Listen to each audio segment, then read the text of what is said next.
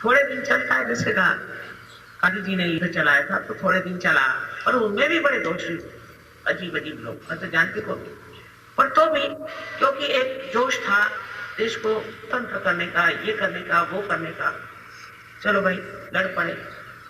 अब तो ऐसा लगता है कि स्वतंत्रता मिलके वो क्या, खासकर मुझे तो वंदे मातरम पे बहुत दुख हुआ कि आपकी माँ की स्तुति किसी भी भाषा में, क्या मेरी स्तुति आपने जान कितनी भाषाओं में होती, को क्या बुरा लगना चाहिए? ये वंदे मातरम बड़ा भारी मंत्र है, इसको लेकर के ये देश स्वतंत्र। मेरे पिताजी झंडा लेकर के चले हाईकोर्ट पर, तो गोली मारी, लेकिन खून बहता रहा, वो चढ़ के ऊपर गए और झंडा फहराया। वहां से एक नारा लगा, वंदे मातरम। हम लोग के सबके दिल जो थे, इस तरह की चीजें इस देश में हो रही कि वंदे मातरम। अरे ये देश क्या है, कुछ जानते नहीं, कुछ नहीं। तो ये हो क्या रहा है, किसके लिए स्वतंत्र इस देश किया था? स्वतंत्र तो जानते नहीं, स्वतंत्र हो गए।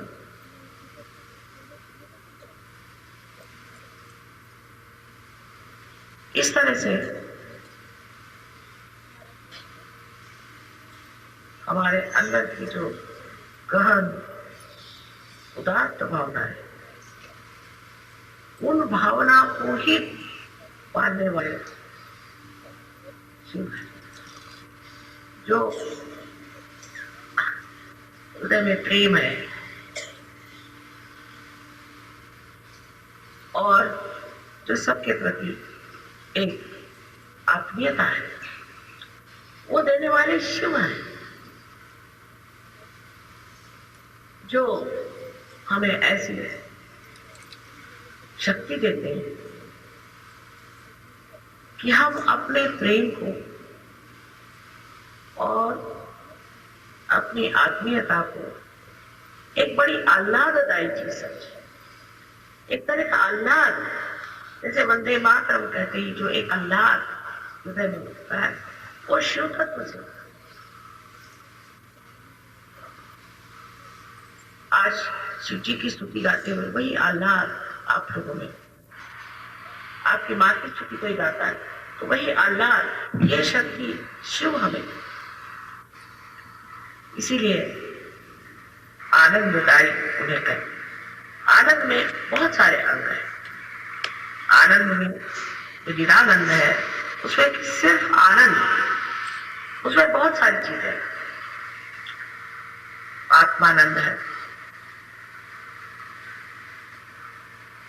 और अनेक तरह के उसमें आनंद, आह्लाद।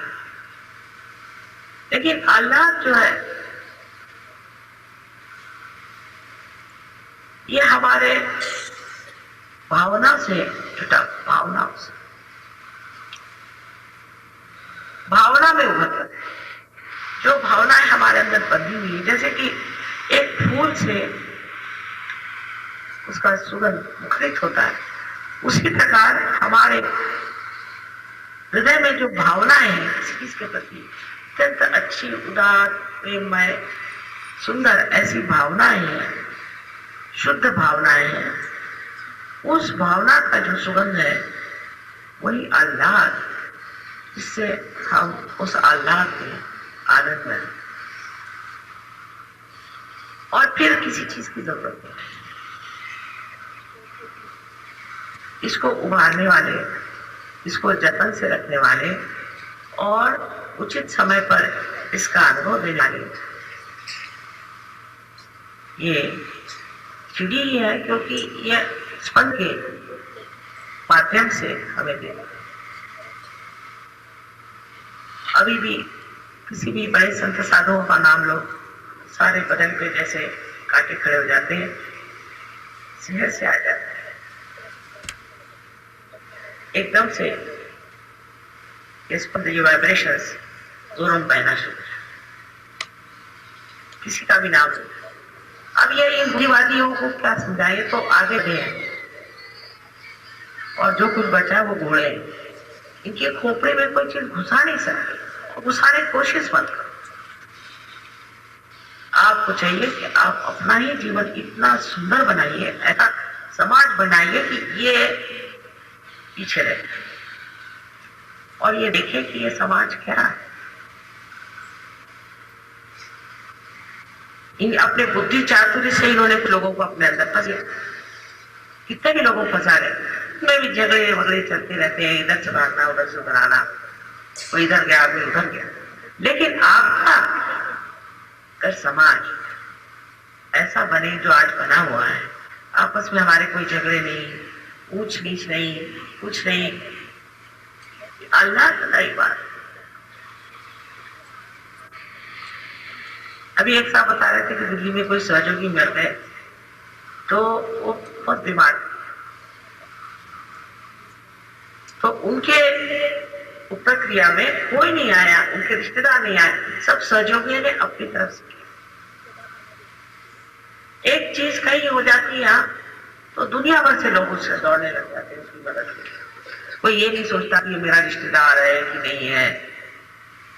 इसे निर्वाज प्रेम, इसलिए सहयोगी हम भी सहयोगी, बस हमारी एक माँ है, सब एक साथ एक दूसरों को मदद करने के लिए, एक दूसरों को संभालने के लिए, संभालने के लिए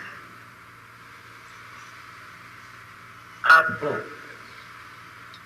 जो उद्यत करते हैं, उधर आपको मोड़ते हैं, आपको खींचते हैं, वो शिव तत्व। चिंता ही लगी रहती तो सहयोगी ठीक नहीं, चिंता लगी। ये जो चिंता है इसमें कोई लेन देन की बात नहीं है, कुछ उसमें लाभ सोचा नहीं जाता, बस एक ही उसको तकलीफ है।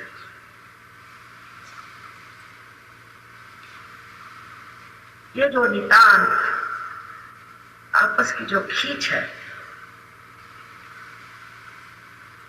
जो आत्मीयता है, ये आप शिव तत्व से प्राप्त कर सकते और किसी भी तत्व से आप प्राप्त नहीं कर सकते। इसलिए मनुष्य को शिव तत्व में उतरना चाहिए।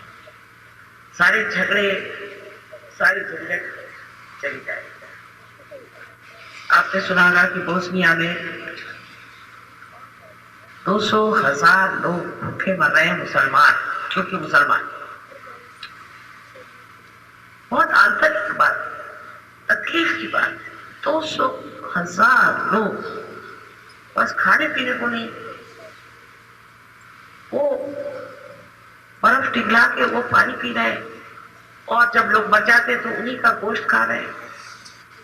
इतनी दुर्दशा में लोग हैं और किसी को उनके प्रति आत्मीयता नहीं, कोई उनको समझता नहीं कि वो लोग मर रहे हैं। मुसलमान देशों में इतना पैसा है, कोई नहीं जाता उनको बचाने, किसी ने कुछ नहीं किया, मर रहे बेचारे।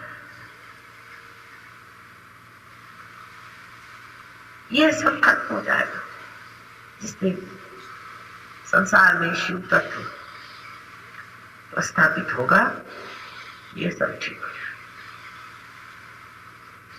फिर सब सहयोगी हो जाएंगे, सब विश्वधर्म में उतर जाएंगे, ये जगह सब खत्म हो जाएंगे। कहते हैं कि 8-9 साल में ही ये सब घटित होना है। देखिए कितने लोगों की समझ सहज तक पहुंचती है, इतनी समझदारी लोगों में है कहाँ। आप लोगों पे निर्भर है कि आपके शिव तत्व के प्रकाश से दुनिया प्रभावित हो जाए, और ये जो हमें आपके दिखाई दे रहे हैं, जो मनुष्य की ही मूर्खता से पैदा हुई है, वो पूरी तरह से नष्ट हो जाए। आज शिव जी को यही मानना है कि ये शिव तत्व हमारे अंदर तो स्थापित हो। यही एक प्रार्थना शिव जी से करनी है कि शिव तत्व को हमारे अंदर आप स्थापित। बहुत लोग पैसा कमा लेते हैं, बहुत लोग बड़ी बड़ी पोजीशन में चले जाते हैं, बड़े बड़े उनको किताब मिलते हैं, सब कुछ होता है, ये तो मिलते ही रहता है। लेकिन आज का जो आंदोलन है, आज की जो क्रांति है, वो क्रांति मनुष्य के परिवर्तन की और सारे संसार को ठीक करने वाली है। और उसके लिए कोई त्याग नहीं करने का कि मैंने ये त्याग किया, मैंने वो त्याग किया, अपने आप छूट गया। जब सब कुछ छूट गया तब फिर परेशानी किसकी? इस शिव तत्व में आप सब लोग उतरे, ऐसा ही हमारा आशीर्वाद।